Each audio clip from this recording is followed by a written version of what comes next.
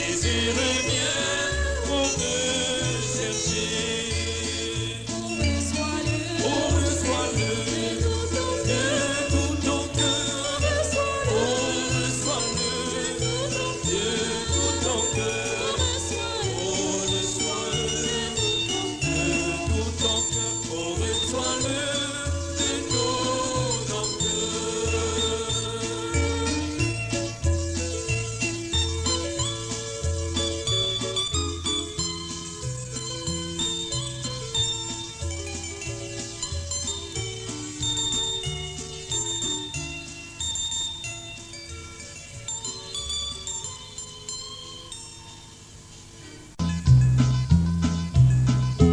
Numéro 135, merveilleux, merveilleux.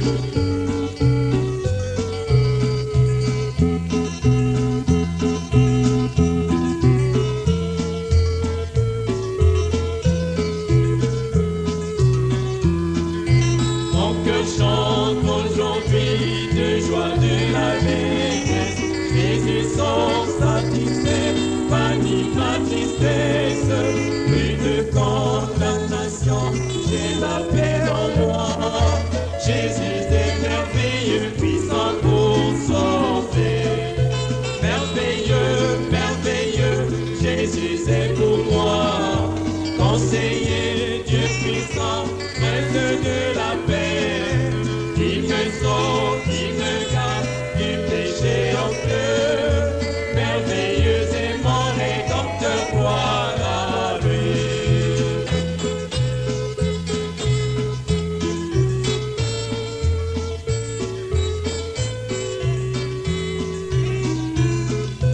Moi, esclave libéré de la condamnation, Jésus donne liberté, aussi même le salut.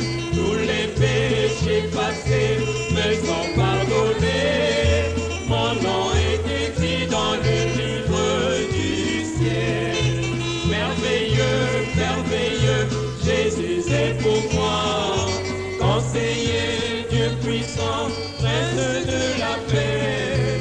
Il me sauve, il me garde du péché honteux. Merveilleux est mon rédempteur, gloire à lui.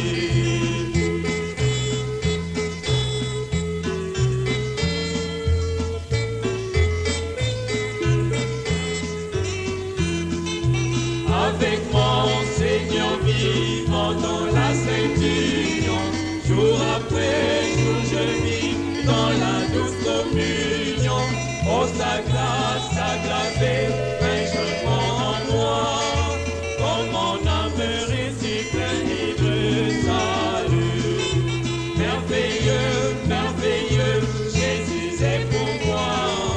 Conseiller, Dieu puissant, maître de la paix. Il me sauve, il me garde du péché honteux.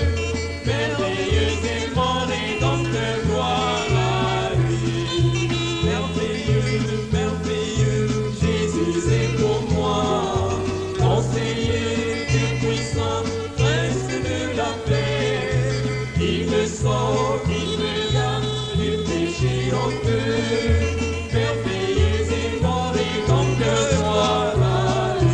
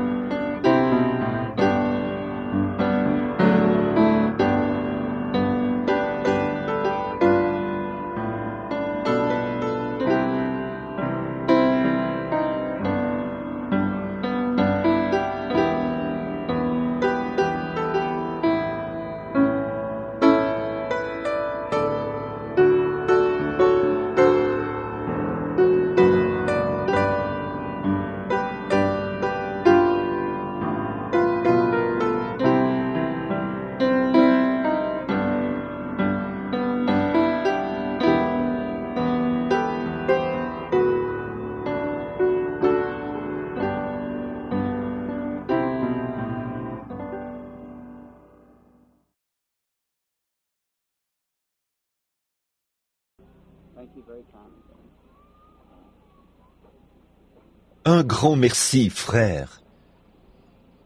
Est-ce que ceci est censé être ma guirlande? Merci. Bonsoir, mes amis. Je suis heureux d'être ici ce soir et très content que nous puissions tous être là. Je remercie le bon Seigneur pour ses merveilleux services d'hier soir. D'entendre, c'est la première fois que j'ai l'occasion de me trouver parmi ces gens depuis longtemps pour leur prêcher comme ça et les assister. Et hier soir, au moment où on sortait, le jeune homme m'a parlé. Il a dit que les gens n'apprécient pas quand je mène la réunion de cette manière, quand je descends, imposer les mains aux gens. Ils pensent que peut-être, ils disent que quand l'appel se fait depuis l'estrade, c'est toujours un succès à 100%. Et il a dit, là vous ne faites que croire les gens sur parole. J'ai dit, eh bien, ils ont la foi, ils croient.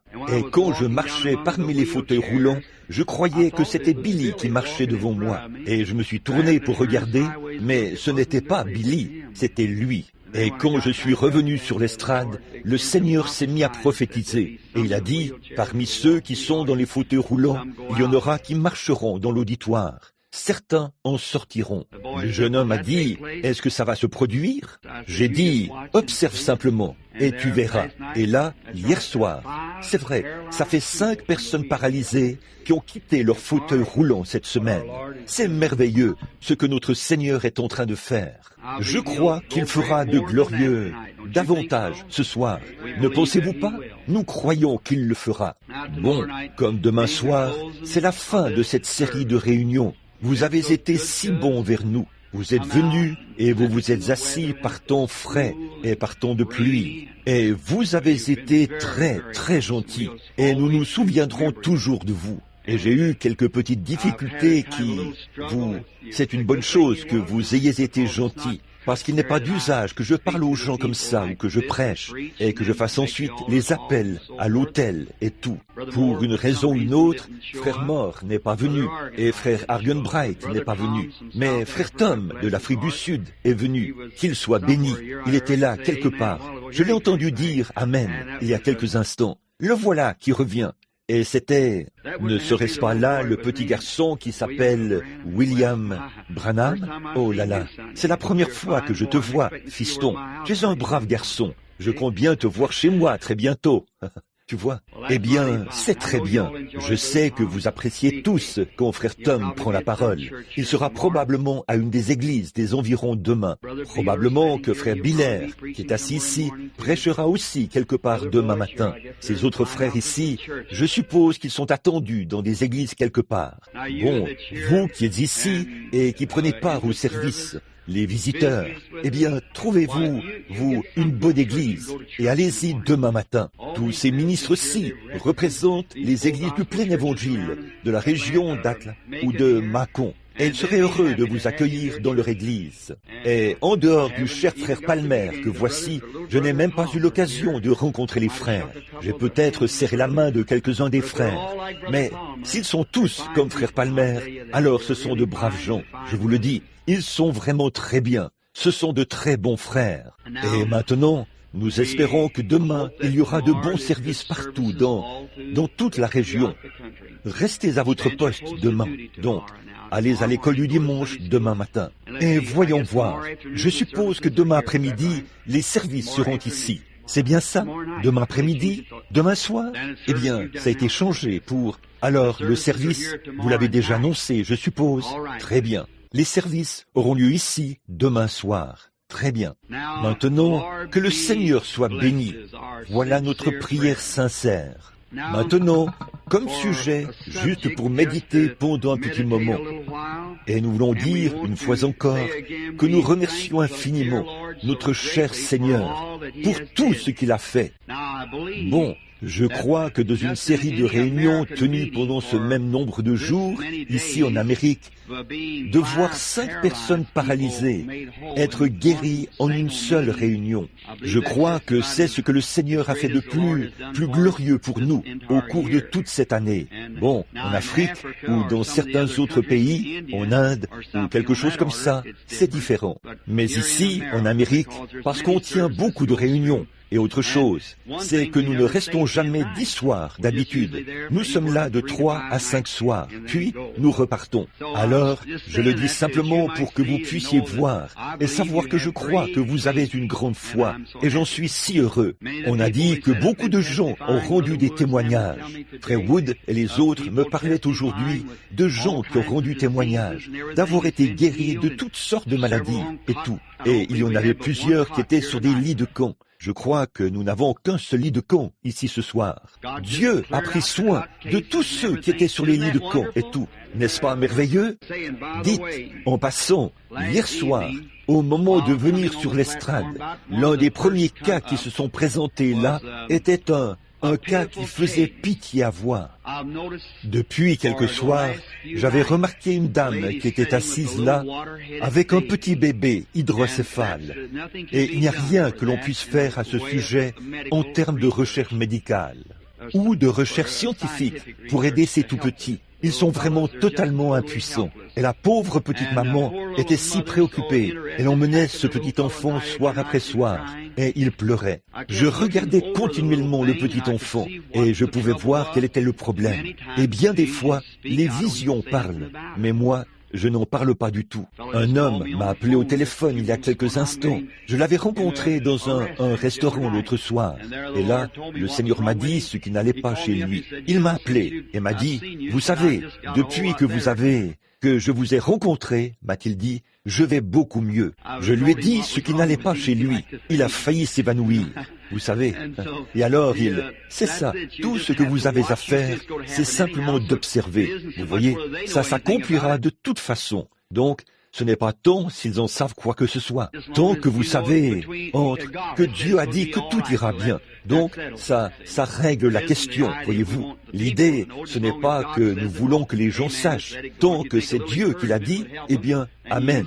On lâche prise. Et si on pense qu'un peu d'encouragement les aiderait, alors d'habitude, on dit quelque chose. Mais ce petit bébé est venu sur l'estrade. Il avait une grosse tête hydrocéphale. Et il s'appuyait contre sa pauvre petite mère, fatiguée. Et dès que j'ai imposé les mains à cet enfant, j'ai vu cette lumière tournoyer autour de la tête de l'enfant. Et j'ai su que quelque chose allait se produire. Alors j'ai demandé à la mère si elle voulait bien ramener l'enfant à la maison. J'ai su que quelque chose lui était arrivé à ce moment-là. Si je pouvais seulement trouver quelque chose pour le prouver à la mère. Mais je lui ai parlé, j'ai dit, ramenez l'enfant à la maison. Elle habite hors de la ville. Je crois qu'il lui a dit qu'elle vivait quelque part, à une distance d'environ 160 km. Elle parcourt environ 300 km chaque soir pour emmener l'enfant. Et je lui ai dit que lorsqu'elle allait rentrer chez elle, mettez-lui une petite ficelle autour de la tête et mesurez la ficelle. Puis coupez cette ficelle. Et ensuite, remettez la ficelle le lendemain soir. Demain soir, et apportez-moi la ficelle pour qu'on voit combien la tête de ce bébé a rétréci. Ça fait environ 18 ou 20 heures, et voici une ficelle d'environ 4 cm, qui montre combien la tête du bébé a rétréci en environ 18 heures. Je me demande si la mère est ici, quelque part, avec le bébé ce soir, elle est déjà... Voici la mère ici, c'est vrai, très bien. Que Dieu vous bénisse, sœur. Bon, la raison pour laquelle j'ai fait cela, sœur, c'est pour vous encourager. J'ai prié pour beaucoup de choses que je n'ai pas obtenues, mais je ne crois pas, alors que je me tiens devant notre Créateur ce soir, avec sincérité, avoir demandé sincèrement quelque chose comme ça à Dieu, sans qu'il me l'accorde ou qu'il me dise pourquoi il ne pouvait pas l'accorder. Voyez? Alors, ces 4 centimètres de ce petit, de rétrécissement de la tête de ce bébé, en environ 18 ou 20 heures, c'est pour vous encourager. Voyez? Donc, continuez à croire, tout simplement. Voyez, en fait, ça va se passer comme ça pendant environ 72 heures. Puis, vous allez remarquer, vous continuez de couper votre ficelle, que ça va s'arrêter. Ça pourrait empirer pendant un certain temps. Quoi qu'il arrive, continuez simplement à croire. Vous voyez, et tant que vous garderez votre foi. Maintenant, souvenez-vous, quand l'esprit impur est sorti d'une personne, il se promène dans des lieux arides et revient avec 7 autres esprits plus méchants que lui. Et s'il le peut, il entrera et prendra le contrôle, et l'état de la personne sera bien pire. Mais si l'homme bon de la maison n'est pas là, c'est-à-dire votre foi, pour l'en empêcher, ne luttez pas du tout contre ça. Il va riposter, refuser tout simplement. N'en tenez pas compte du tout. C'est tout. Continuez simplement votre chemin. Dites simplement que c'est terminé. Cela va régler le problème pour de bon. Et votre bébé ira bien. Alors, que le Seigneur vous bénisse. Maintenant, ce soir, j'aime vraiment la parole. N'aimez-vous pas la parole? La foi vient de ce qu'on entend, et ce qu'on entend vient de la parole. Je veux juste lire un petit texte ici ce soir, pour avoir un petit contexte. Et nous allons le lire dans Exode chapitre 4, si le Seigneur le veut, à partir du verset 2. Nous lirons peut-être le verset 2, et peut-être une partie du verset 3. L'Éternel lui dit: « Qu'y a-t-il dans ta main ?» Il répondit, « Une verge. » L'Éternel dit, « Jette-la par terre. » Il la jeta par terre, et elle devint un serpent. Moïse fuyait devant lui. L'Éternel dit à Moïse, « Étends ta main, et saisis-le par la queue. » Il étendit la main, et le saisit par la queue. Et le serpent fut une verge dans sa main. Maintenant, pouvons-nous courber la tête un instant pour un mot de prière, alors que nous parlons à l'auteur de ceci, et que nous prions aussi pour ces mouchoirs qui sont ici. Notre bienveillant Père Céleste, nous sommes si reconnaissants d'être de nouveau rassemblés ici ce soir, sous cette voûte céleste, et de lever les yeux vers les cieux, d'où nous vient notre secours. Notre secours vient du Seigneur. Nous sommes si heureux de savoir qu'il vit et règne aujourd'hui, et qu'il n'a pas laissé son Église sans témoin de sa résurrection. Et nous sommes si reconnaissants ce soir que nous, comme les enfants d'Israël dont nous parlerons, si telle est ta volonté dans quelques instants, de ce qu'ils passaient là chargés de leur fardeau et le regardaient à l'intérieur du cercueil de Joseph. Et voyaient ces ossements étendus là. Et ils savaient que Dieu avait promis, par le prophète, qu'il partirait un jour. Et ce soir, en tant qu'antitype de Joseph, le prince de la prospérité, le Seigneur Jésus est ressuscité des morts. Et il est vivant ce soir, ici parmi nous, comme une preuve divine qu'un jour nous partirons de ce monde rempli de problèmes et de péchés, de ce monde où Satan et toutes ses puissances se trouvent, et nous serons libérés de lui pour toujours. Maintenant, Seigneur, alors que nous méditons sur ces mots, puisse le Saint-Esprit venir entrer dans la parole, et puisse-t-il la dispenser à chaque heure, selon nos besoins ce soir. Et puissions-nous dire, comme ceux qui revenaient d'Emmaüs, quand il a rompu le pain et fait quelque chose d'un peu différent de ce que faisait le ministre ordinaire à cette époque-là. Il l'a fait d'une manière que lui seul pouvait le faire. Et Père, nous prions ce soir qu'il fasse quelque chose qui sort de l'ordinaire, quelque chose que nous ne voyons pas au quotidien dans les services religieux, juste pour que les gens sachent que ce même Seigneur Jésus est vivant, qu'il est ressuscité des morts ce soir et qu'il marche au milieu des gens,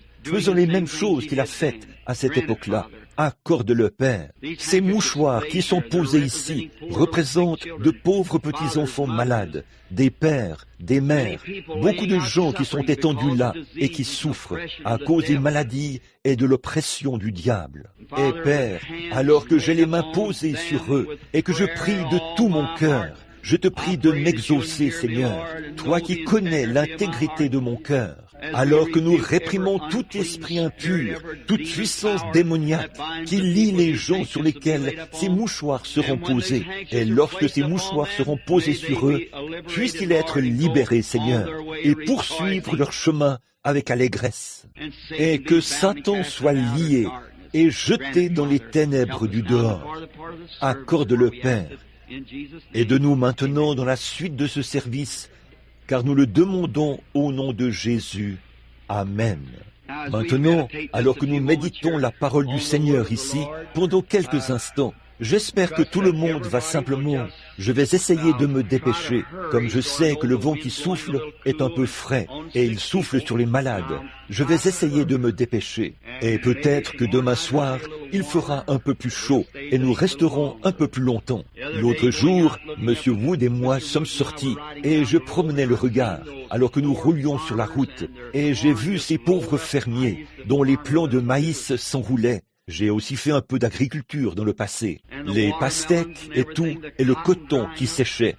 Je suis rentré à la maison et j'ai dit, « Dieu bien-aimé, je sais que nous avons un service en plein air, mais s'il te plaît, envoie de la pluie à ces gens, parce qu'ils ont vraiment besoin de pluie. » Et je viens de penser à combien le Seigneur Jésus est souverain, du fait qu'il a envoyé la pluie jusqu'au moment du service, et qu'elle s'est arrêtée pendant le service, et qu'ensuite, il leur a envoyé une bonne quantité de pluie la nuit dernière. Elle a totalement fait cesser pour ce soir. Oh là là, comme il est merveilleux. Il sait exactement comment s'y prendre, n'est-ce pas? Et nous l'aimons tant à cause de ça. Il est vraiment digne de toute louange. Alors, ce soir, je veux parler pendant quelques instants sur le sujet « Qu'y a-t-il dans ta main ?»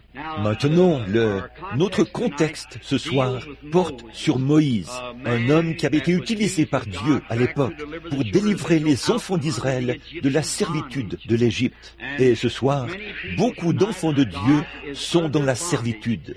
Je vois une mère qui est assise ici avec un petit garçon. On dirait que ses petites jambes sont peut-être déformées ou quelque chose comme ça. Il est près de sa mère, un petit assis ici dans un fauteuil roulant, un petit enfant qui a peut-être eu la polio ou quelque chose comme ça. Sa petite jambe est toute enveloppée dans un appareil orthopédique. J'ai remarqué une jeune fille qui est assise ici, une belle petite demoiselle, qui semble être encore une adolescente, et un pauvre vieux papa recroquevillé dans un fauteuil roulant, comme ça. Ça, c'est de la servitude. C'est Satan qui a fait ça. Voici un frère de couleur assis ici. Quelqu'un est assis près de lui et il le tient, ou il est près de lui. Regardez donc la servitude dans laquelle Satan a mis les gens. Et Dieu est tout aussi, vous aime tout autant qu'il aimait ses Hébreux. Et quand Dieu avait envoyé Moïse là-bas, parce qu'il avait promis qu'il viendrait les libérer de cette servitude, et Dieu a promis qu'en ce dernier jour, il enverrait Jésus-Christ, le Saint-Esprit, au milieu de nous, pour libérer tous les malades et les affligés. Car il est écrit, et ce sont les dernières paroles qu'il a prononcées avant de quitter cette terre. Il a dit, « Allez par tout le monde, prêchez l'Évangile à toute la création. » Jusqu'où? L'âge des apôtres? Par tout le monde. L'Évangile n'a pas encore atteint le monde entier. Allez par tout le monde et prêchez l'Évangile à toute la création. Celui qui croira et qui sera baptisé sera sauvé, et celui qui ne croira pas sera condamné. Voici les miracles qui accompagneront ceux qui auront cru. En mon nom, ils chasseront les démons. Ils parleront de nouvelles langues. Ils saisiront des serpents, ou s'ils boivent des breuvages mortels, ça ne leur fera point de mal. S'ils imposent les mains aux malades, les malades seront guéris. C'est ce que dit la Bible. Jésus a été enlevé au ciel. La dernière commission qu'il a donnée à l'Église, c'était de guérir les malades. La première commission qu'il a donnée à l'Église, c'était de guérir les malades. Il a choisi ses 70 et ses 12. Il les a envoyés et elle leur a donné autorité sur les esprits impurs afin de chasser les démons et de guérir les malades. La première commission. La dernière commission, c'était d'aller par tout le monde guérir les malades. Quant à ce passage de l'Écriture, je sais que beaucoup de théologiens en ont discuté et ont conclu entre eux que ce passage de Marc 16, que je viens de citer, du verset 9 à la fin, ce n'était pas inspiré. Ceci me rappelle, je ne crois pas que la chair soit un endroit pour plaisanter, et je ne crois pas aux plaisanteries. Il faut garder la chair pure. Les plaisanteries, c'est là, à l'extérieur. Mais ceci, c'était juste une petite histoire qui est vraie. Ça pourrait avoir l'air d'une plaisanterie, mais ce n'en est pas une. Il y avait un jeune homme dans notre région du pays qui avait un appel au ministère. Sa mère, qui était une vieille dame vraiment remarquable, l'avait envoyé au loin dans un séminaire pour qu'il devienne ministre. Et pendant qu'il était là-bas, au séminaire, à l'université, pour apprendre à prêcher et tout, alors là, sa mère est tombée malade, vraiment malade. Elle avait une pneumonie.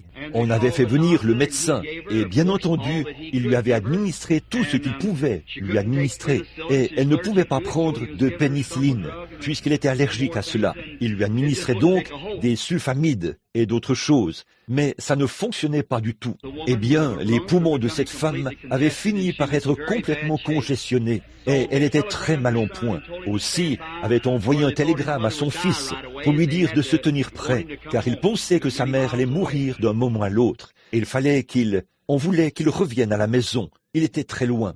Mais tout à coup, il y avait une petite dame qui habitait au coin de la rue, qui faisait partie d'une mission du plein évangile. Elle habitait au coin de la rue et elle croyait à la guérison divine. Elle est donc allée voir la vieille dame. Et lui a dit, « Sœur, a-t-elle dit, notre pasteur et nous, qui sommes là-bas à notre église, nous croyons que Jésus est mort pour guérir les malades. Et si vous n'y voyez pas d'objection, pourquoi ne pas permettre à notre pasteur de venir prier pour vous? Peut-être que Dieu exaucerait sa prière et vous guérirait. » Elle a dit, « Ce serait très bien, faites-le venir. » Alors cet homme est venu, a prié pour elle, et elle s'est rétablie. Environ 1 an plus tard, son fils est rentré à la maison et ils étaient ensemble et parlaient de différentes choses. Il a dit, « Au fait, maman, a-t-il dit, on n'a jamais parlé de ce que le médecin t'avait donné pour que tu te rétablisses si rapidement, la fois où tu souffrais d'une pneumonie et que je me tenais prêt à venir. » Elle a dit, « Oh, fiston, a-t-elle dit, j'ai oublié de te le dire. » Il a dit, « Tu connais cette petite mission qui se trouve là-bas, au coin de la rue ?» Il a dit, « Oui. » Elle a dit, « Tu sais, une dame est venue ici et m'a dit d'inviter son pasteur à venir prier pour moi. » Et elle a ajouté, « Tu sais, il est venu et a lu un passage de la Bible dans Marc, chapitre 16, et a dit, « Ils imposeront les mains aux malades et les malades seront guéris. » Sais-tu que le Seigneur m'a guéri sur le champ? A-t-elle dit, a dit le jeune homme, « Bon, écoute, maman, a-t-il dit, ces gens-là sont des illettrés. » Il a dit, « Vois-tu, ils ne comprennent pas. » Il a dit, la guérison divine, ça n'existe pas. Il a dit, il n'y a rien de tel dans la Bible. Il a dit, ça, c'était autrefois. Il a dit, en fait, au séminaire, nous avons appris que Marc 16, à partir du verset 9, ce n'est pas inspiré. La brave maman a dit, Alléluia! Et il a dit, maman, voyons, a-t-il dit, tu agis comme ces gens-là. Et elle a dit, gloire à Dieu. Il a dit, mais maman, qu'est-ce qui t'arrive? Elle a dit, je réfléchissais à ceci. Si le Seigneur a pu me guérir grâce à une parole qui n'est pas inspirée, qu'est-ce qu'il pourrait faire avec celle qui est réellement inspirée? Si cette partie-là n'est pas inspirée? Donc, c'est vrai. Je crois qu'elle est entièrement inspirée, d'un bout à l'autre, et elle est totalement à notre disposition. Tout est à nous. Nous n'avons aucun besoin, ni aucun manque de quoi que ce soit. Dieu a fourni tout ce dont nous avons besoin pour ce voyage-ci. Tout a été fourni pour nous, juste ici. Oh, tout! Chaque fois qu'un homme naît de nouveau de l'Esprit de Dieu, le Seigneur lui donne un chéquier assez pour lui permettre de tenir pendant tout son voyage. Et pour obtenir toute bénédiction rédemptrice, le bas de chaque chèque est signé du nom de Jésus. Remplissez-le tout simplement et émettez-le. Voyez s'il ne va pas l'honorer. C'est vrai, émettez-le tout simplement. Cela, le dépôt a déjà été fait. Le dépôt a été fait au calvaire, car il était blessé pour nos transgressions, brisé pour notre iniquité. Le châtiment qui nous donne la paix est tombé sur lui, et c'est par ses meurtrissures que nous avons été guéris. Tout cela a été signé par son sang. C'est terminé. Tout, que celui qui veut vienne. Et cela est éprouvé. Il est éprouvé ici qu'il est ressuscité des morts et qu'il est vivant parmi nous ce soir. Il est notre libérateur. Nous qui sommes dans la servitude, quiconque est dans la servitude, Jésus-Christ est ici pour le libérer ce soir. Si vous croyez cela, bon, je ne suis pas ici pour vous libérer, parce qu'il me serait impossible de le faire. Je n'ai pas été envoyé pour le faire. J'ai été envoyé pour prêcher l'Évangile. C'est tout. Christ est venu pour libérer. Bon, Moïse, quand il n'était qu'un nouveau-né, qu'une grande menace planait sur l'Égypte, et on tuait tous les enfants mâles.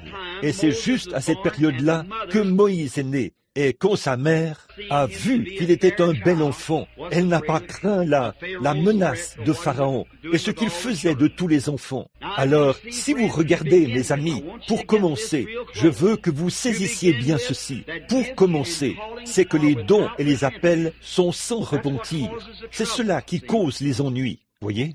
N'essayez pas d'imiter quoi que ce soit. Soyez simplement ce que vous êtes dans le royaume de Dieu. Si vous êtes un doigt, soyez un doigt. Si vous êtes un nez, soyez un nez. Un œil, soyez un œil. J'espère que mon doigt ne décidera jamais de ne plus être un doigt parce qu'il n'est pas un œil. Ça va certainement me mettre hors service pendant un moment. Alors, c'est comme ça que nous devons tous prendre notre place et aller de l'avant. Mais l'ensemble du groupe, c'est le corps du Seigneur Jésus-Christ.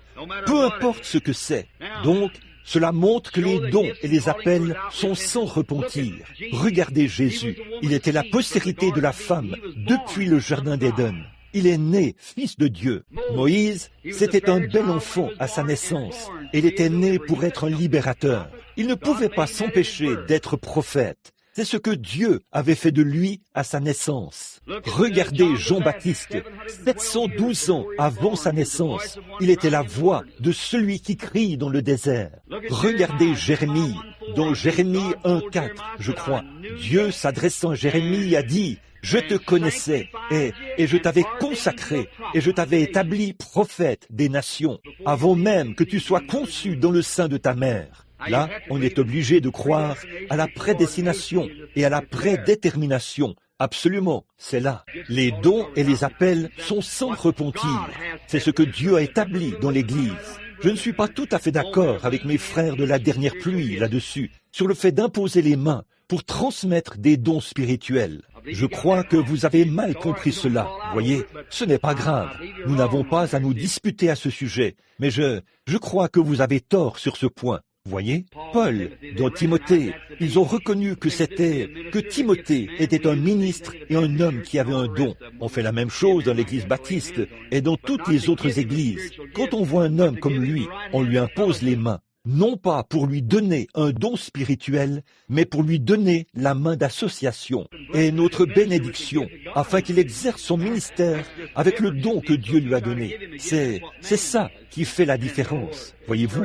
Donc, si vous cherchez à lui donner un don, c'est ce que l'homme fait, voyez. Ça ne marchera jamais. Il est certain que ça n'a jamais été fructueux, et je ne pense pas que ça le sera un jour. Bon, mais quand c'est Dieu qui a fait quelque chose, c'est différent. Moïse s'est rendu compte qu'il était Moïse.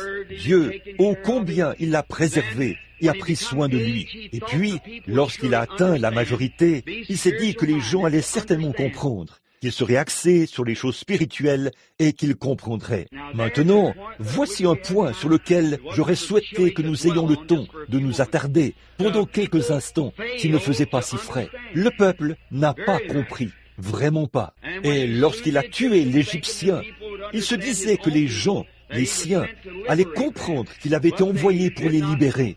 Mais ils n'ont pas compris. Maintenant, nous voyons alors qu'il s'est enfui au pays de Madian, et là, il a épousé une jeune fille éthiopienne du nom de Séphora. Moïse, au début, avait un tempérament très colérique. Ça, nous le savons. Dieu a dû faire sortir ça de lui. Alors il a épousé cette jeune fille et s'est mis au service de son beau-père. Il gardait les moutons derrière le désert. Un jour, je peux bien m'imaginer ce vieillard qui a maintenant 80 ans. 2 enfants lui étaient nés là-bas. Et voilà qu'il était là maintenant à garder les moutons. Il n'était qu'un berger, un homme, qui était en dehors de la volonté de Dieu, un meurtrier qui était maintenant là-bas en tant que berger. Mais si Dieu a prédestiné quoi que ce soit, cela s'accomplira aussi sûrement que Dieu est dans le ciel. Donc, ça s'accomplira de toute façon. Rien au monde ne peut empêcher Jésus-Christ de revenir une seconde fois. Dieu a décrété qu'il en serait ainsi. Il n'y a absolument aucun moyen pour vous d'arrêter le message de la guérison divine. Vous pouvez combattre cela autant que vous le voulez, mais Dieu a décrété que cela devait aller de l'avant. Et ça va de l'avant. C'est vrai, peu importe si quelqu'un, de ces pierres, Dieu peut susciter des enfants à Abraham. Donc la meilleure chose à faire, c'est de se joindre au programme de Dieu et d'avancer avec l'Église. C'est, à ma connaissance, la meilleure chose à faire. Tenez, il y a quelque temps, j'étais là-haut, dans la Statue de la Liberté, et je suis allé dans ce bras-là. Et lorsque j'ai regardé par la fenêtre, j'ai vu un tas de petits moineaux qui étaient morts. Ils étaient étendus partout là, à l'extérieur. Et m'adressant au guide, j'ai dit, « Dites donc, qu'est-ce qui se passe ? Ces petits moineaux sont morts. » Il a dit, « Monsieur, il y a eu un orage hier soir, et ces petits oiseaux se sont mis à tourner tout autour, et ils ont volé par ici, dans la lumière de cette statue de la liberté. Et au lieu de suivre la lumière, pour se mettre à l'abri, ils sont venus se fracasser la cervelle en essayant d'éteindre la lumière. La seule chose qui pouvait les aider, c'est ce qu'ils essayaient d'éteindre, et ils se sont tués à la tâche. » J'ai dit, gloire à Dieu, il se peut que des incrédules s'élèvent de concert, et que sais-je encore, des sceptiques, des incroyants, mais plus vous éteignez la lumière, que vous essayez d'éteindre la lumière de Dieu, plus vous vous frappez à mort et tombez en disgrâce. Et la lumière de Dieu continuera à briller tout au long des âges. C'est vrai, Dieu continuera à avancer malgré tout ce que n'importe qui peut faire. La meilleure chose à faire, c'est de vous joindre à lui et d'avancer avec le flot du Saint-Esprit. Et un jour, quand Moïse était là-bas, derrière le désert, je m'imagine qu'il était un peu découragé, alors qu'il marchait en se remémorant ce qui s'était passé en Égypte et tous ses amis. Et voici qu'il était marié avec quelqu'un d'une autre race et qu'il gardait les moutons de son beau-père. Il a levé la tête pour regarder là-bas. Il a vu un buisson en feu et il a trouvé bizarre que le buisson ne se consume pas. Donc, Dieu essayait d'attirer l'attention de Moïse. Et qu'est-ce que j'en sais? Qu'est-ce que vous en savez? Si cette série de réunions a eu lieu pour... Dieu l'a organisée ici pour attirer l'attention de certains d'entre vous qui font partie de ces églises qu'il y a par ici, qui ne savent pas que Dieu est ressuscité des morts et que Jésus est vivant ici ce soir et qu'il guérit les malades et les affligés. Peut-être qu'il vous a fait venir ici pour que vous voyiez ces boiteux, ces infirmes et ces gens déformés se lever de leur fauteuil roulant et s'en aller en marchant, et que vous voyez son esprit agir dans l'auditoire, reprendre les gens, réprimander les pécheurs ici sur l'estrade, des gens qui ont l'air saints et pieux, et leur dire où ils pêchent, et que tout cela soit vrai. Et chaque parole qu'il prononce à ce sujet est infailliblement la vérité. Comment savez-vous si Dieu n'a pas attiré votre attention pour que vous veniez regarder quelque chose comme ça, afin que vous aussi, vous vous détourniez. Non pas vous détourner de votre Église, mais vous détourner de votre manière de vivre, naître de nouveau et servir le Dieu vivant par la nouvelle naissance. C'est peut-être ce que Dieu est en train de faire. Moïse s'est détourné et dès qu'il a regardé ce buisson ardent, il s'est mis en marche en se disant « Eh bien, je vais aller là-haut pour voir ce qu'il en est de cette scène. » D'habitude, Dieu se révèle dans le feu. Alors, il s'est détourné pour voir cela. Et du milieu du buisson, Dieu lui a parlé et a dit, « Moïse, ôte tes souliers, car la terre sur laquelle tu te tiens est une terre sainte. » Alors, qu'en serait-il si Moïse avait dit, « Eh bien, Seigneur, pour te témoigner tout mon respect, je vais ôter mon chapeau. Ce sera tout aussi bien. » Dieu n'a pas dit « ton chapeau », il a dit « tes souliers ». Bon, si je disais « Eh bien, j'adhère à l'Église », ne suis-je pas tout aussi bon que les autres?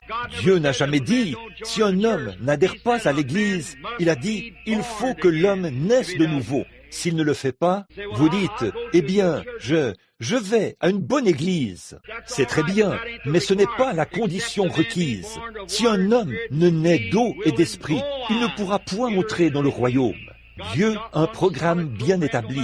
Peu importe combien tout le reste peut sembler bon, vous devez vous conformer à l'évangile de Dieu. C'est ce que dit la Bible. Et c'est ce que nous devons faire. Et Moïse devait se conformer au programme de Dieu, non pas à ce que Moïse pensait être respectueux, mais à ce que Dieu qualifiait de respectueux. Il s'est assis, il a ôté ses souliers et il s'est approché. Il a dit, « J'ai, lui, entendu les cris de mon peuple et je suis descendu et je vais t'envoyer là-bas pour les délivrer. » Vous savez, Moïse s'est plaint. Il a dit, « Eh bien, voilà, je suis un homme à la bouche embarrassée. Je ne peux pas très bien parler. Et je n'ai pas la parole facile. » Et ainsi de suite. Il s'est mis à se plaindre. Et Dieu lui a dit qu'il lui enverrait Aaron. Et puis, il a voulu savoir. Il a dit, s'il pouvait voir sa gloire, qu'est-ce qu'il leur dirait au sujet de ce qui était arrivé? Et Dieu a dit à Moïse, « Qu'y a-t-il dans ta main ?» Eh bien, peu importe ce qui se trouvait à proximité, Dieu aurait pu utiliser n'importe quoi. Dieu aurait pu utiliser un buisson, mais Moïse avait quelque chose dans sa main. Il a dit, c'est un bâton. Il a dit, jette-le par terre. Et il l'a jeté par terre. Et à ce moment-là, c'est devenu un serpent. Il l'a saisi par la queue. C'est redevenu une verge. Et ce faisant, Dieu a montré à Moïse ce qu'il était capable de faire. Qu'il était toujours le Dieu vivant. Il était capable de prendre le naturel et de le changer en surnaturel.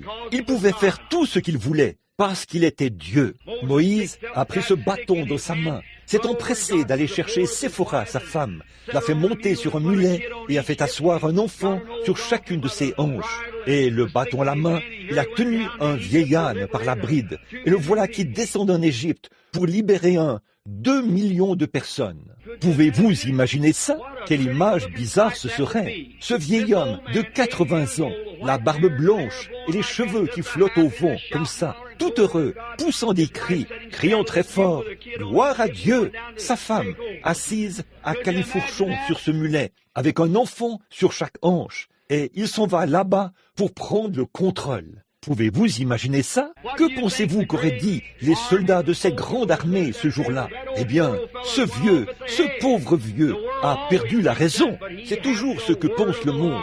Mais il avait la parole du Seigneur et elle devait s'accomplir. Il avait la promesse de Dieu et il agitait ce vieux bâton qu'il avait dans sa main. Eh bien, un bâton sec pour combattre la grande armée de l'Égypte qui avait conquis le monde à son époque, doté de milliers de chars, de cavaliers, de lanciers, des plus grandes unités mécanisées. C'est exactement comme si un seul homme essayait de combattre la Russie aujourd'hui, ou quelque chose comme ça. Peut-être qu'il aurait même plus de chance. Et Moïse, qui avait 80 ans, j'imagine qu'il était chauve sur le dessus du crâne, la barbe qui pendait, les cheveux sur la nuque, et le voilà qui conduisait ce mulet et qui descendait là-bas pour prendre le contrôle. Et le plus beau de l'histoire, c'est qu'il l'a fait.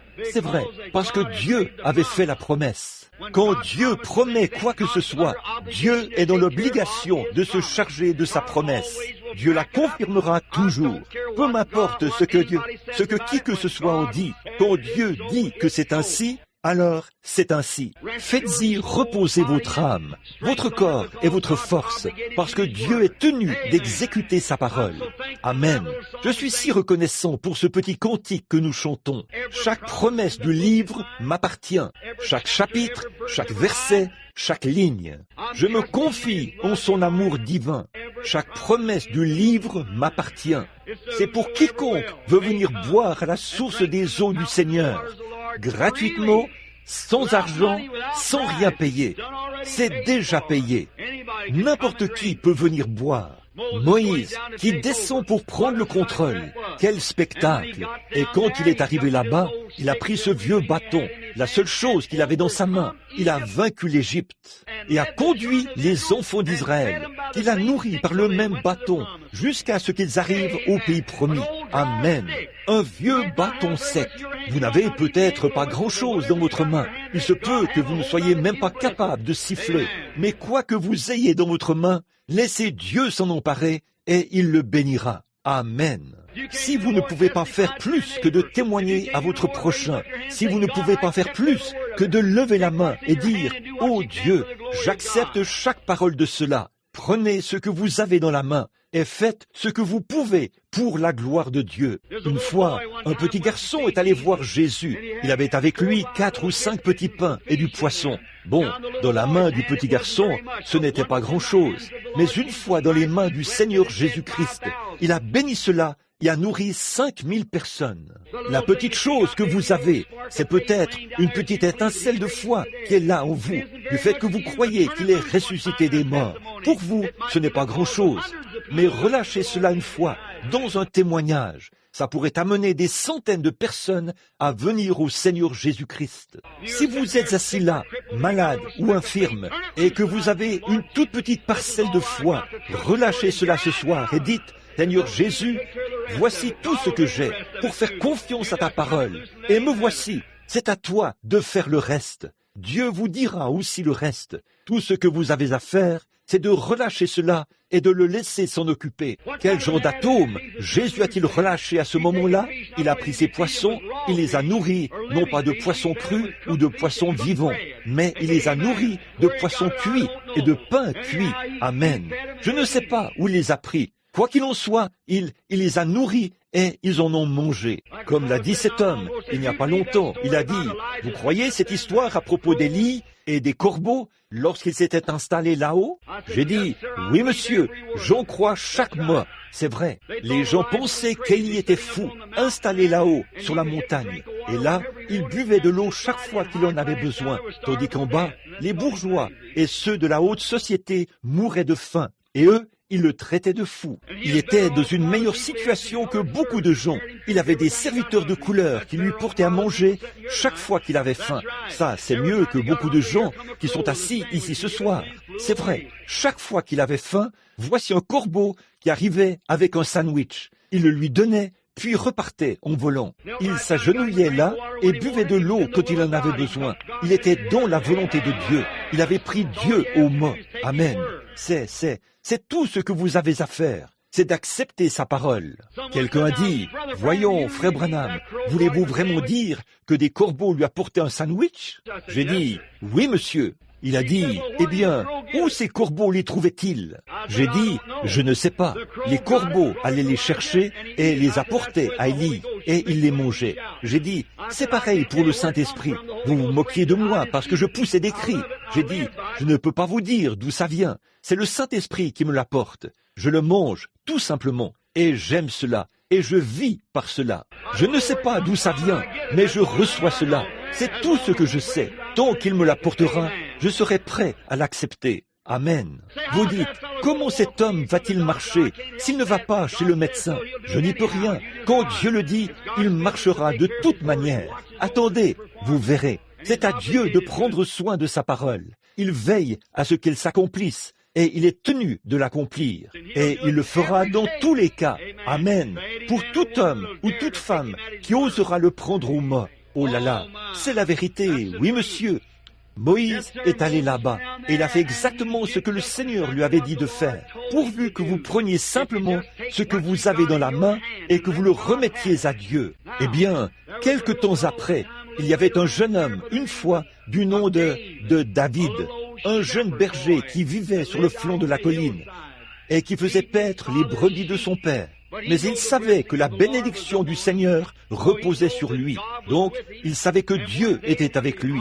Et un jour, quand l'armée d'Israël s'était rassemblée pour se battre contre les Philistins, eh bien, son père Isaïe a dit, « Bon, je vais t'envoyer voir tes frères. Prends avec toi des raisins secs et tout, et va là-bas voir comment vont tes frères. » Deux des garçons les plus âgés étaient allés à la guerre. Alors, David y est allé. Et vous savez, lorsqu'il est arrivé là-bas, il a vu un spectacle. Les Philistins étaient rassemblés d'un côté et Israël de l'autre. Saül était assis là. Il mesurait environ 2,20 mètres ou quelque chose comme ça. Un grand gaillard, à l'allure princière. Mais là-bas, de l'autre côté du vallon, il y avait l'armée des Philistins. Et ils avaient un grand adversaire, ou un grand champion, du nom de Goliath. Oh, il mesurait environ 2,90 mètres. C'était un vrai colosse.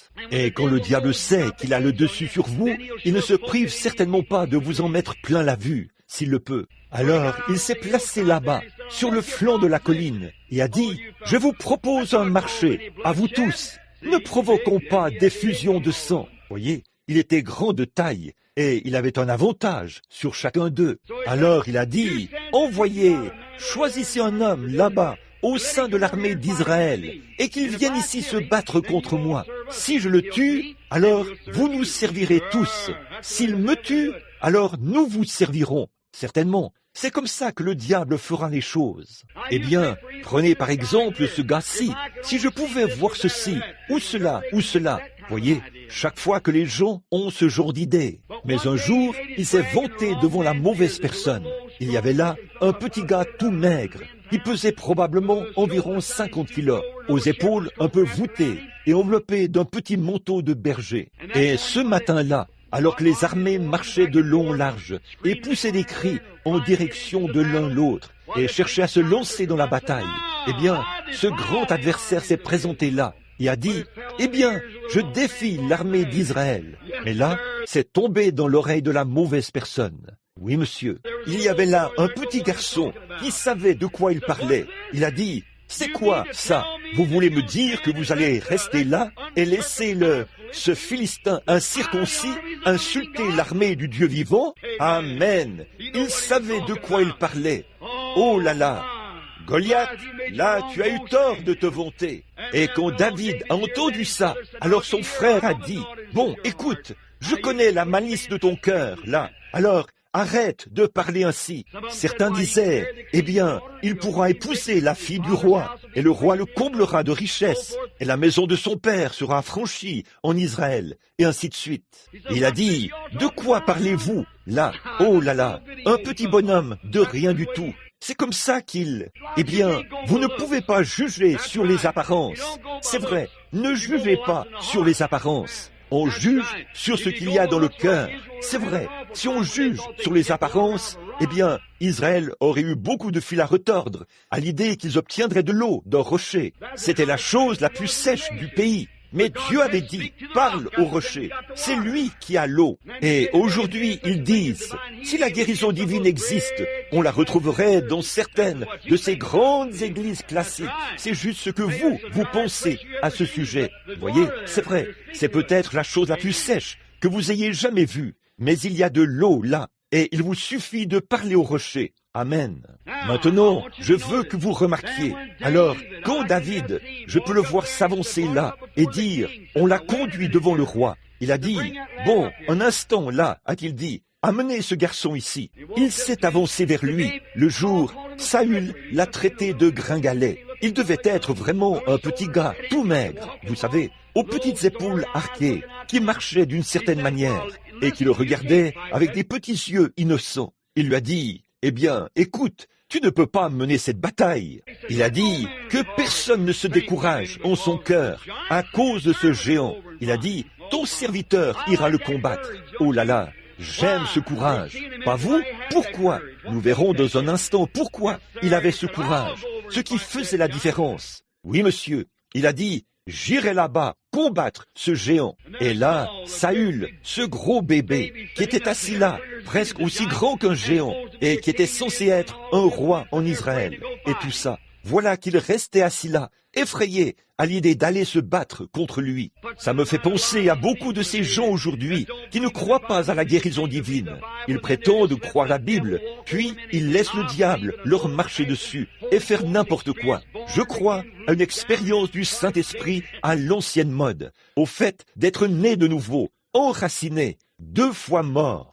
Je crois en quelque chose qui rend l'homme vivant. Cela le remplit de courage et de feu. C'est vrai, ça fera en sorte qu'il tiendra tête au diable par rapport à n'importe quelle promesse divine de Dieu et déclarera que c'est la vérité, peu importe de quoi cela a l'air. Le petit David, eh bien, il a dit, tu ne peux pas y arriver. Il a dit, laisse-moi y aller. Il a dit, bon, qu'est-ce qui te fait croire que tu en es capable? Il a dit, écoute, je vais te dire quelque chose.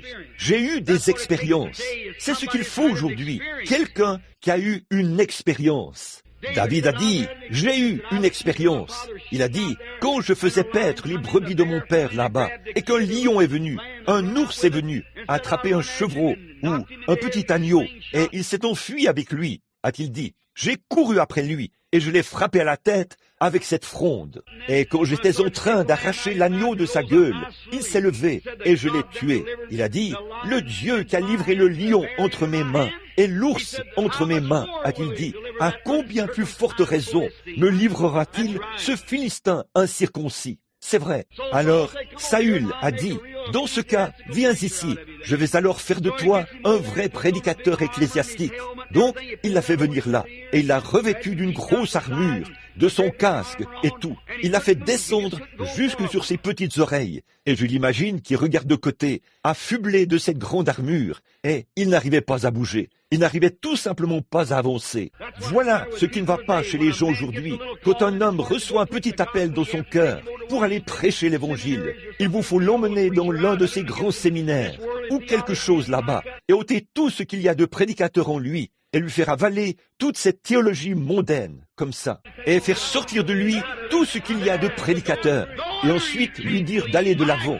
Ce n'est pas étonnant qu'il ne puisse pas croire. Miséricorde, il est totalement attaché au monde. Alléluia! Il nous faut aller de l'avant et faire descendre le Saint-Esprit à l'ancienne mode et faire fondre ces vieilles morgues. C'est ce dont nous avons besoin ici, n'est-ce pas? Amen. Oui, monsieur, le pauvre David, là, il avait il avait sa licence en lettres, vous savez, et son diplôme en droit, et son doctorat en droit, et son doctorat en théologie, vous savez, et il était revêtu de tout ça. Il a dit, je ne sais rien de tout ça, je ne suis pas accoutumé à cela, je ne sais pas ce que c'est. Il a dit, je ne peux pas le faire. Et Saül s'est vite rendu compte que son vêtement ecclésiastique n'allait pas à un homme de Dieu. Amen. Voilà ce qui ne va pas chez les gens aujourd'hui. Si vous enlevez simplement ces vieux vêtements ecclésiastiques et que vous descendez, je préférerais avoir une bonne vieille expérience. Je préférerais que mon fils côtoie un homme qui ne connaît pas son alphabet, mais qui puisse l'emmener là-haut, sur le flanc d'une colline, près d'une vieille souche quelque part, et prier pour lui, jusqu'à ce qu'il ait une expérience du Saint-Esprit à l'ancienne mode, plutôt que de l'envoyer dans toutes les écoles du pays, qui ôterait de sa vie la puissance de Dieu et les bénédictions de Dieu. Amen. C'est vrai. Oui, monsieur. Et là, David a regardé ces choses et a dit, je ne sais rien au sujet de ceci.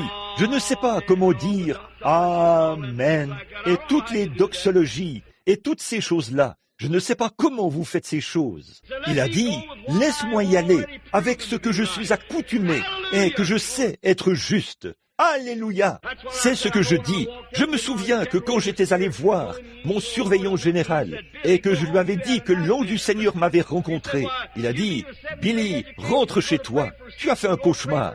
Il a dit, voyons, tu veux dire que toi, un élève de 7e année, tu vas prier pour les malades et aller prier pour des rois? J'ai dit, c'est ce qu'il a dit. Il a dit, comment vas-tu t'y prendre? J'ai dit, je ne sais pas, mais cela m'a conduit jusqu'à présent. Il continuera de me conduire. Dieu en est capable. C'est lui qui a fait la promesse. Et ça arrivera. Il a dit, voyons, fiston, je pense que tu ferais mieux de rentrer à la maison. Tu as besoin de repos. Je n'avais pas besoin de repos. J'avais besoin de me mettre au boulot. Ça faisait déjà trop longtemps que je me reposais. C'est là le problème de beaucoup de gens aujourd'hui. Levez-vous et passez à l'action. C'est le moment. Les gens ont des ennuis. Allons-y et amenons-les rapidement au Seigneur Jésus. Là, nous remarquons que nous voyons le petit David. Il a dit, bon, écoute, je ne sais rien de tous tes diplômes, et je ne sais rien de tes armures, et de toutes ces choses qui sont à l'origine de vos batailles, de vos disputes et de vos querelles. Mais je sais une chose, j'ai mis ma confiance en cette petite fronde. Dieu m'a délivré du lion par cette fronde. Il m'a délivré de toutes ces autres choses par cette fronde. Et Dieu me délivrera de ce Philistin incirconcis par cette fronde.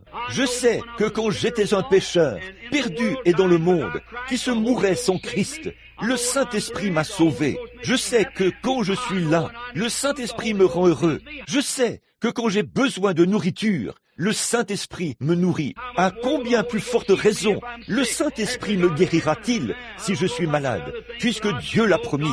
Je ne sais pas ce qu'il en est de vos autres choses, mais je sais que Dieu a fait une promesse. C'est la promesse de Dieu, et Dieu s'en tiendra à sa promesse. Qu'y a-t-il dans ta main, David? Il a dit, une fronde. Amen. Comment feras-tu pour te battre avec ce géant dont la lance mesure 4 ou 6 mètres? Tu ne pourrais même pas t'approcher de lui. Il a dit, j'ai déjà éprouvé ceci. Je sais ce que cette chose peut faire. C'est vrai. Oh, tout homme ou toute femme qui est né de l'Esprit de Dieu, si jamais il a reçu le Saint-Esprit, il sait ce que cela va faire. Je ne sais pas ce que toutes vos disputes et toutes vos écoles vont enseigner, mais je sais une chose, c'est que ça fera ce que Dieu a dit que ça ferait. Le petit David avait appris à connaître Dieu en observant la nature. Comme il passait son temps là-bas, dans la nature, il a parlé des eaux paisibles et de verts pâturages. Il voyait Dieu dans son élément primitif, Dieu dans sa nature, en mouvement. Dieu est dans la nature, ne le croyez-vous pas? Bien sûr qu'il y est. J'aime vraiment l'observer dans le coucher du soleil, l'observer lorsque les fleurs poussent, l'observer quand le soleil se lève. Là, il y a quelque temps, j'étais dans les montagnes, où je vais quand je suis tellement fatigué que je ne peux plus continuer. En automne, j'y suis allé pour aller à la chasse, et j'allais chasser le wapiti. C'était à la fin de l'automne. Nous étions montés très haut dans la montagne, parce que la neige n'était pas tombée pour faire descendre le troupeau. Et j'étais tout au sommet, ou près de la limite de la forêt. Et en automne, là-haut, dans les hautes montagnes, il arrive qu'il neige pendant un moment, puis il pleut pendant un moment, et ensuite le soleil paraît. Vous savez comment c'est à l'automne. Et pendant que j'avançais, ce n'était pas dans le but de tirer du gibier, mais simplement pour être seul. J'aime me retirer pour être avec Dieu, chaque homme et chaque femme. C'est ça le problème. Vous devriez passer plus de temps chaque jour, au lieu de traînasser partout et de courir partout. Vous devriez être quelque part en train de prier et de chercher Dieu. Amen. Et pendant que j'avançais là-haut, une tempête a éclaté et je me suis placé derrière un arbre comme ceci. Et j'étais là debout derrière l'arbre et le vent soufflait. C'était renversé par le vent de toute façon. Ainsi donc, une fois la tempête terminée, je suis sorti de derrière l'arbre. Mon fusil était posé là. J'ai regardé et je me suis mis à entendre un troupeau de wapitis qui se trouvait très loin devant moi. Ils s'étaient perdus pendant la tempête. Ils bramaient les uns aux autres. Ma mère est de mère indienne. Ça, c'est juste assez pour que j'aime vraiment beaucoup la nature. Oh là là, comme David l'a dit, quand la profondeur commence à appeler la profondeur. Et là, ça a vraiment commencé à appeler la profondeur. Le vieux loup gris s'est mis à hurler de son côté et sa compagne lui a répondu en contrebas. J'ai pleuré comme un bébé. Je ne pouvais pas m'en empêcher. Je me tenais simplement là, à brailler, les mains en l'air. J'ai levé les yeux, et voici que le soleil est apparu, loin là-bas, à l'horizon, à l'ouest. Il a percé ce grand œil qui voit tout. Et là, les arbres verts avaient gelé là-haut, à cause de la glace. Un arc-en-ciel s'était formé, qui traversait la vallée. Comme ça, je me suis dit, oh Dieu, partout où on regarde, on peut le voir. Il était là. Je me suis dit le voilà qui regarde là-bas. Il regarde partout. Il est là, dans le troupeau de wapitis. Et il est là, en bas, parmi les loups qui hurlent. Il est ici dans la nature. Je me suis dit, il est, comme Pierre l'a dit, il est bon d'être ici. Dressons 3 tentes. Alors, je me suis senti vraiment religieux et j'ai couru autour de cet arbre, encore et encore, en criant à plein poumon. Je poussais des cris et je sautais de toutes mes forces. Si quelqu'un était passé par là, il aurait voulu m'emmener à l'hôpital psychiatrique. Il se serait dit que quelqu'un était devenu fou dans les bois. Mais j'étais à environ 55 ou 65 kilomètres de la civilisation. J'étais seul avec le Seigneur. Je passais des moments merveilleux. J'ai levé les yeux, j'ai vu cela et je me suis dit, oui, c'est arc-en-ciel. Dieu a donné cela à Noé. Il avait l'aspect de l'arc-en-ciel, d'une pierre de jaspe et de sardoine. Le premier, le dernier, celui qui était, qui est et qui vient. La racine est la postérité de David. L'étoile du matin, et me voilà reparti. J'ai tourné autour de l'arbre, encore et encore, aussi vite que je le pouvais, en criant à plein poumon. Et un petit tamia, je ne sais pas si vous, les frères, vous en avez déjà vu un ou pas, mais un petit tamia était assis là, sur une souche. Il s'est mis à faire tchat tchat tchat, tchati tchati tchati tchati, comme s'il allait me tailler en pièces. Je me suis dit, pourquoi ce petit animal est-il si excité? Il n'arrêtait pas d'émettre ses cris. J'ai regardé vers lui et je me suis dit, peut-être qu'il a peur de moi. J'ai alors promené le regard et j'ai constaté qu'un grand aigle est sorti de là. Il avait fait un atterrissage forcé à cause du vent. Et ce grand aigle, quand il est sorti, c'est après lui que le petit tamia aboyait. Il a sauté sur une branche, comme ça, et le petit tamia a recommencé à faire tchati tchati. J'ai regardé ce grand aigle. Je me suis dit, eh bien Seigneur, est-ce que cet aigle est sorti parce que je l'ai effrayé en criant si fort? Alors je l'ai regardé et je me suis dit, bon, il y a une raison pour laquelle tu l'as placé ici devant moi, afin que je le voie. Je ne sais pas pourquoi tu as amené cet aigle devant moi. Je continuais à le regarder. Oh, c'était un gigantesque oiseau. Et j'ai remarqué ses grands yeux de velours qui regardaient partout. Je me suis dit, eh bien, il y a une chose que j'admire chez toi, mon gars, c'est que tu es courageux. Tu n'as pas peur. Et je me suis dit, pourquoi n'as-tu pas peur? C'est ce que je veux savoir. Pourquoi n'as-tu pas peur? N'as-tu pas peur de moi? Je le regardais, vous savez, et il ébouriffait ses plumes dans tous les sens, vous savez, et il allait et venait sur ce rondin, en regardant autour de lui. Il a regardé ce tamia, puis il m'a regardé. J'ai dit, mon gars, sais-tu que je pourrais te tirer dessus? Il m'a simplement regardé, et il a continué. Vous savez, il marchait de long en large. Ça ne le dérangeait pas tellement. Et je me suis dit, comment se fait-il que tu n'aies pas peur? Alors j'ai dit, là, je vais étudier tout ça, Seigneur. Pourquoi est-ce ainsi? Bon, je te vois, là, dans l'arc-en-ciel. J'ai entendu hurler la meute de loups. Je te vois là-bas, dans le coucher du soleil. Pourquoi es-tu dans cet aigle? Et j'ai regardé un peu cet oiseau. Je me suis dit, oui, ce qui fait qu'il n'a pas peur, c'est qu'il fait bouger ses plumes. Numéro 127, il fait bon à ton